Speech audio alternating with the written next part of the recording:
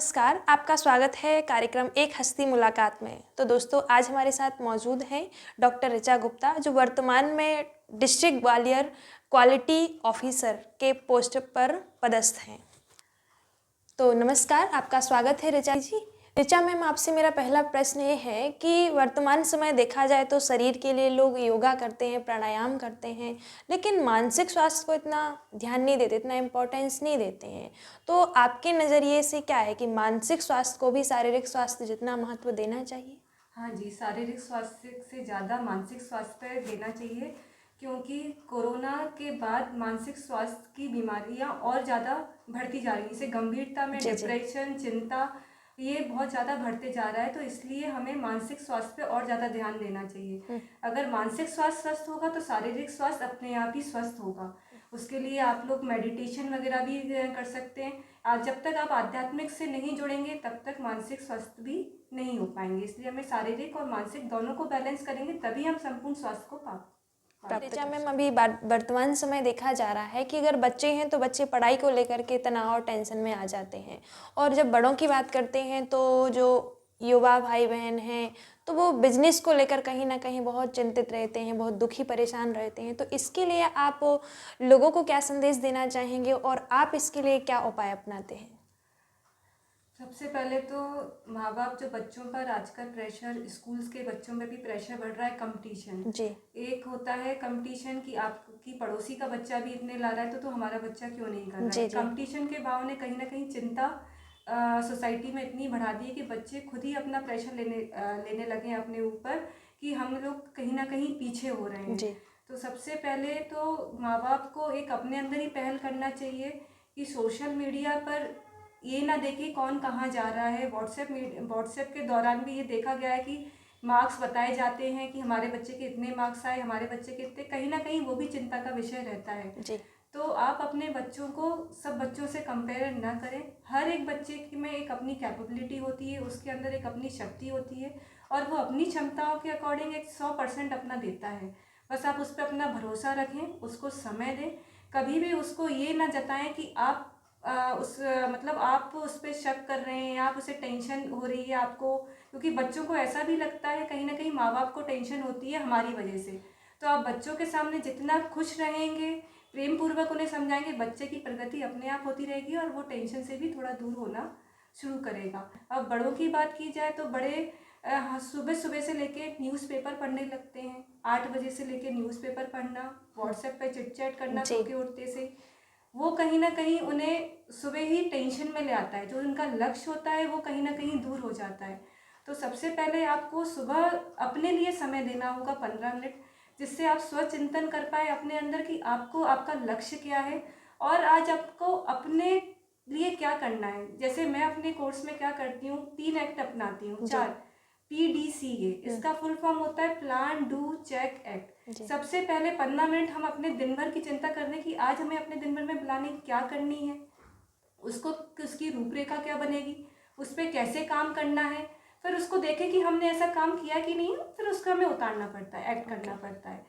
तो ऐसे ही हमें अगर हम 15 मिनट अपने लिए समय देंगे, उसी के अकॉर्डिंग फिर हमारा पूरा दिन अच्छे से जाएगा और कहीं ना कहीं आपको तनाव भी कम ऋचा जी, होगा। वर्तमान समय हम देख रहे हैं कि छोटे बच्चे हैं, अगर अभी 2-3 महीने का बच्चा है तो उसको भी हम कहीं ना कहीं रोता है तो उसको शांत करने के लिए हम उसके हाथ में मोबाइल पकड़ा देते हैं। का जो डिजिटल युग है और इसमें तेजी से बदलती जीवन शैली पर स्वास्थ्य का कैसे इफेक्ट पड़ रहा है, कि बच्चों का स्वास्थ्य कैसे बिगड़ रहा है उसको लेकर के? हाँ जी, ये तो अक्सर देखने में आ रहा है कि बच्चा रोता है और पेरेंट्स उसको मोबाइल दे जी देते जी हैं। और ये शायद हर घर में है, मेरे घर में भी यही होता है। इससे स्वास्थ्य में सबसे पहले इफेक्ट यही आ रहा है कि आप जो देख के खाते हैं, मतलब आपने जैसा देखा वही वाइब्रेशन आपके खाने में भी आ जाती है। तो कई बार देखा गया है कि पेरेंट्स भी व्हाट्सएप चलाते हैं, इंस्टाग्राम चला के ही अपने बच्चे को खाना खिला रहे हैं, या बच्चा सो रहा है, खाना खा रहा है या पढ़ाई कर रहा है, जो भी एक्टिविटी बच्चा कर रहा है, अगर उस एक्टिविटी उसके मन के अकॉर्डिंग नहीं होती है तो वो घर में टेंशन करता है या रोता है या चिल्लाता है। जी तो पेरेंट्स के लिए एक माध्यम होता है कि चलो टीवी चालू कर देते हैं, यूट्यूब लगा देते हैं या फिर उसको मोबाइल दे देते हैं, तो कहीं ना कहीं हम सुकून में हो जाएंगे। उससे क्या हो रहा है कि बच्चा जो खाना खाता है, सबसे पहले तो वो खाना उसके शरीर को भी नहीं लगता है, जी। क्योंकि उसका ध्यान कहीं और होता है, पेरेंट्स का ध्यान कहीं और होता है, बस खाना खिलाना पेट भरने तक ही सीमित रह गया है। जो उसका पोषण है वो कहीं ना कहीं रुक गया है। अगर हम खाना प्रेम पूर्वक उसको खिलाएंगे तो उसका पोषण भी दुगना हो जाता है। ऐसा कहते भी हैं, अगर आप लोगों ने सभी लोगों ने सुना है कि अगर हम वॉक करते हैं, अगर हम वॉक करेंगे, बातचीत करके वॉक करेंगे तो वो वॉक का मतलब नहीं उससे कोई निकलेगा, बेनिफिट नहीं होगा। बेनिफिट नहीं होता है। लेकिन अगर हमने अकेले चुपचाप वॉक करते हैं तो उसका बेनिफिट डबल होता है। ऐसे ही अगर हम शांत रह के शांतिपूर्वक अगर बच्चे को भी खाना खिलाएं, बिना यूट्यूब और उससे खिलाएं, तो कहीं ना कहीं उससे वो लाभ पड़ेगा। धीरे धीरे फिर यही एक्टिविटी बच्चों को बढ़ती चली जाती हैं। फिर आप भी बड़े होकर सभी पेरेंट्स बोलते हैं ये मोबाइल ज़्यादा देखने लगा है, अब ये मोबाइल नहीं छूटता है, खाने में भी मोबाइल देखता है।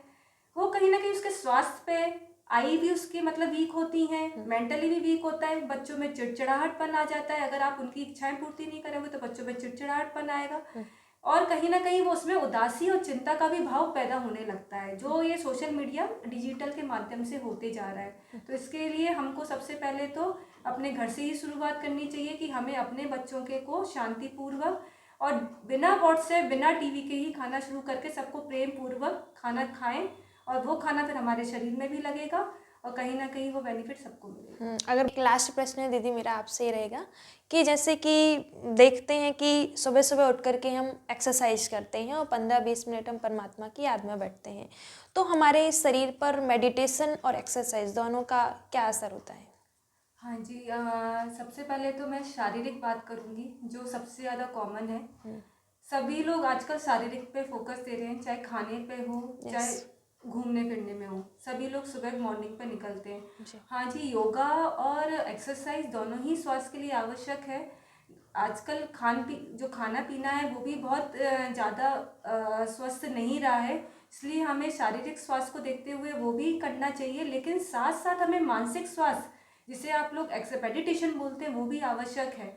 मेडिटेशन अगर हम लोग करते हैं, अगर हम परमात्मा, जैसे मैं भी जो मेडिटेशन करती हूँ वो परमात्मा को याद करके करती हूँ, तो परमात्मा को याद करके हमें ये नहीं करना कि हम बस उनकी याद में ऐसे बैठ गए शांतिपूर्वक, नहीं, हमें अपने परमात्मा से अपनी बातचीत करनी है। जब हम अपने परमात्मा से, मेडिटेशन का मतलब है कि हमें परमात्मा से जुड़ाव करना, मन की बात करना। जब हम अपने ईश्वर से अपने मन की बात करते हैं तो कहीं ना कहीं वो हमें हल्कापन होता है, हमारे तनाव दूर होते हैं, चिंता दूर होती है, और कहीं ना कहीं हमारे एकाग्रचित होते चले जाते हैं। एकाग्रचित जब हम होते हैं, हमारा एक जगह फोकस होना शुरू होता है, वही फोकस हमें फिर लाइफ टाइम मतलब अपनी दिनचर्या में वो फोकस यूज होता है, तो वो शारीरिक भी हमें हेल्प करता है और हमें मेंटली भी हेल्प करता है। तो हमारी पूरे दिन का काम अगर हम शुरुआत मेडिटेशन से करते हैं तो कहीं ना कहीं हमारा दिन बहुत अच्छे से निकलता है। चलिए ऋचा जी, आपका बहुत बहुत धन्यवाद कि आपने इतना कीमती समय हमारे लिए दिया। Thank you.